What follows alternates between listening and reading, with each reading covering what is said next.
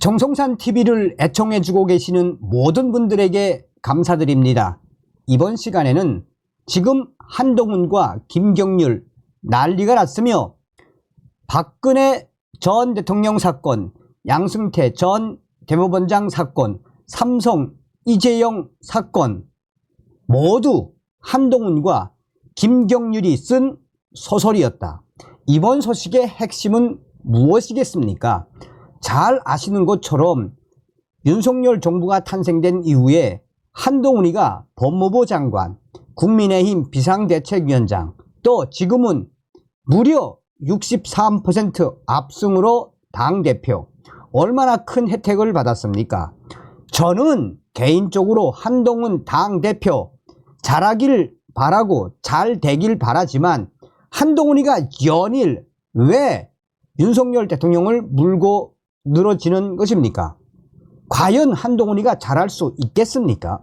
정성산TV 좋아요, 구독, 알림은 큰 힘이 되겠습니다. 후원해 주시는 모든 분들께 가열차게 멸공. 요즘 들어 박근혜 정부의 국정농단과 사법농단 판결에 대해 재조명해야 한다는 의견이 계속해서 터져나오고 있습니다. 또한 양승태 전 대법원장에 적용된 47개 공소 혐의가 1심에서 모두 무죄라는 판결이 나온 가운데 이재용 삼성전자 회장에 대한 1심 선고에서 무죄가 선고되었습니다. 검찰은 당시 이재용 회장에게 징역 5년형을 구형하면서 불법 경영 승계라는 결론을 냈습니다.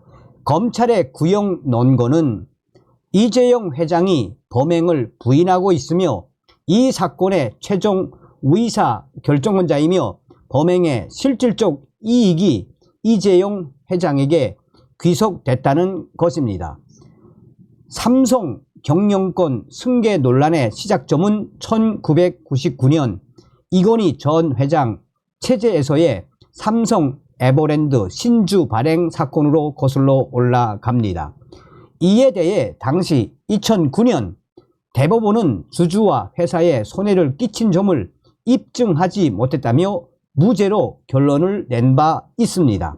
하지만 2017년 2월 16일 최순실 국정농단 수사를 위해 결성된 박영수 특별검사 소속 한동훈 검사, 현 국민의힘 당대표 한동훈 검사가 이재용 회장에 대한 2차 구속영장의 지배권 강화를 위해 최순실 씨에게 뇌물을 준 것이란 내용을 담으면서 경영권 승계 프레임을 걸었습니다.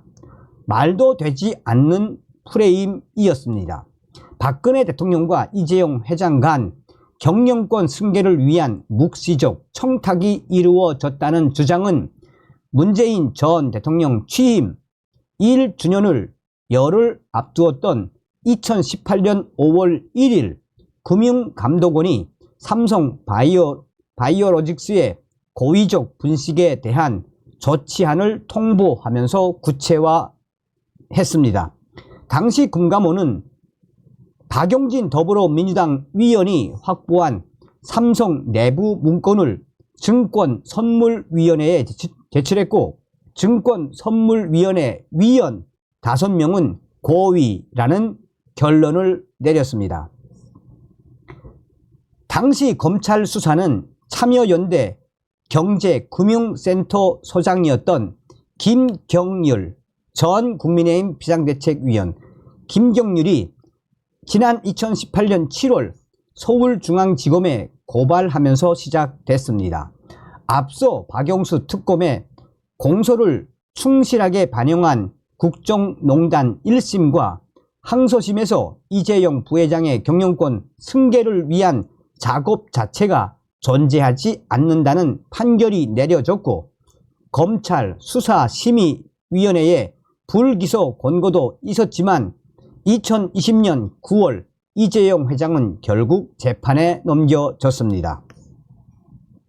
이재용 회장이 대주주로 있던 제1모직에 유리하도록 합병 비율을 조정하려고 자회사 삼성 바이오로직스에 가치를 부풀리는 분식 회계를 벌였다는 것이 검찰 측 주장이었습니다.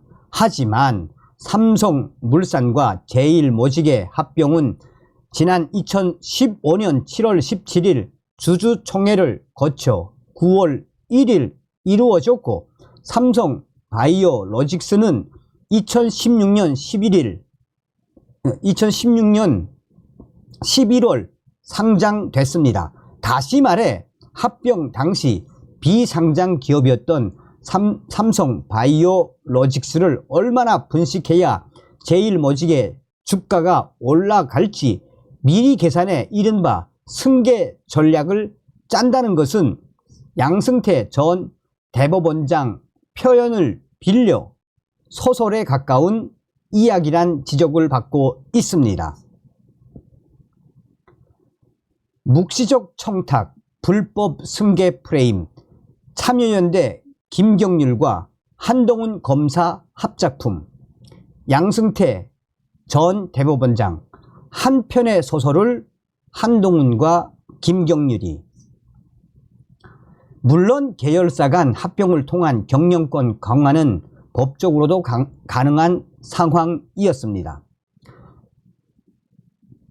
이 증권선물위원회 감리위원 중 한 명이었던 이한상 회계기준원장은 최근 칼럼에서 대주주가 가진 1주식에 대해 1위결권이나 소액 주주가 가진 1주식에도 1위결권이 동일한 주식평등 원칙이 적용되는 현행 상법 구조를 언급하며 주주의 비례적 이익이 포함돼 있었다면 삼성물산과 제일모직 합병은 주주 대표 소송으로 이어졌을 것이라며 아쉬움을 토로했습니다. 그렇게 3년 2개월여간 심리가 진행된 이재용 회장에 대한 1심 재판을 가늠하기 위해서는 삼성물산 제일모직 합병에 대해 헤지펀드 엘리엇이 제기한 투자자 국가 분쟁 해결 중재 판정에서의 법무부 항변, 국민연금 위결권 행사 관련 문형표 홍완선 형사 판결 배임 유죄에서의 검찰 주장, 주주들이 제기한 합병 무효의 소, 삼성 승소 등 세 가지를 비교할 필요가 있습니다. 먼저 지난 2017년 10월 19일 서울중앙지법 민사 16부는 삼성물산의 옛 주주였던 일성신약이 낸 합병 무효 소송에서 원고 패소 판결했습니다. 당시 재판부는 삼성물산 합병의 총수의 지배력 강화 목적이 수반됐다고 해서 합병 목적이 부당하다고 할 수 없다고 밝혔습니다. 비슷한 시기에 진행된 홍형표 전 보건복지부 장관과 홍완선 전 기금운용본부장의 국민연금의 삼성 합병 부당 압력 위협과 관련한 형사 재판은 다르게 흘러갔습니다. 2017년 6월 8일 서울중앙지법 형사합의 21부는 두 사람에게 각각 2년 6개월의 실형을 선고했습니다.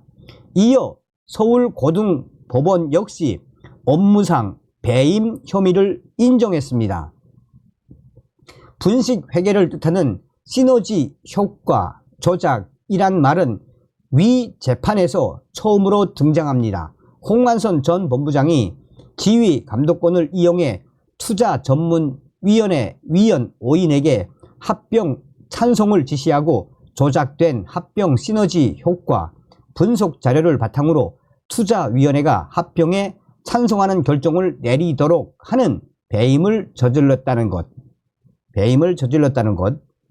반면 여성경제신문이 단독 입수한 한국 정부의 ISDS 변론 자료를 보면 법무부는 이런 형사 재판 결과를 탄핵하는 논리를 펼치며 엘리엇에 대응한 것으로 확인됐습니다. 특히 법무부는 시너지 조작 논란과 관련해 제3자의 가치 평가들이 주관적이고 차이가 심해 달성 가능한 시너지 효과 약 2조 원 시너지 효과를 산정한 것이고 투자위원들도 이 정치임을 인식하고 투표한 것이라고 강조했습니다.